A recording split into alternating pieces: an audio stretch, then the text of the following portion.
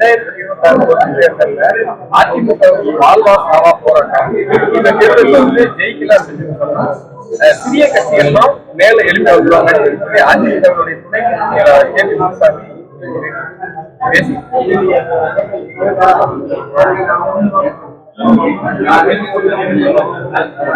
அவர் சொன்னது முற்றிலும் புறந்தள்ளக்கூடிய ஒன்று அல்ல. அதிமுகவுக்கு இது மிகவும் நெருக்கடியான ஒரு காலம்தான்.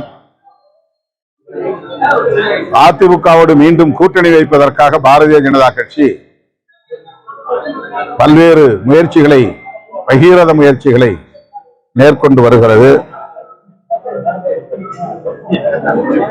அதிமுக முன்னெடுக்கக்கூடிய அனைத்து முயற்சிகளையும் அது முறியடித்து வருகிறது. அதிமுகவை தனிமைப்படுத்தினால் வேறு வழியில்லாமல் பாரதிய ஜனதாவோடு தான் சேர்ந்தாக வேண்டும் என்கிற ஒரு நெருக்கடியை திட்டமிட்டு உருவாக்கி வருகிறது. அதிமுக பாஜகவோடு போகிறதா அல்லது மீண்டும் தனித்தன்மையை பாதுகாத்துக் கொண்டு போகிறதா என்பது அவர்கள் முன்னால் இருக்கிற ஒரு சவால். அதைத்தான் அதிமுகவின் துணை பொதுச் செயலாளர் சுட்டிக்காட்டியிருக்கிறார் என்று நான் கருதுகிறேன். அதற்கு அவருடைய தலைமைதான் பதில் சொல்ல வேண்டும். திமுக, அதிமுக, பாஜக, நாம் தமிழர் கட்சி, விஜயோட அஞ்சு முறை போட்டி வரும் தேர்தலில் இருக்குமா? இல்ல இந்த கருத்துடைய கட்சிகள் சேர்ந்த இதோட குறைவான தேர்தல் நேரத்தில் நாம் பார்க்கலாம். இப்போது யூகமாக எதையும் நாம் சொல்ல இயலாது.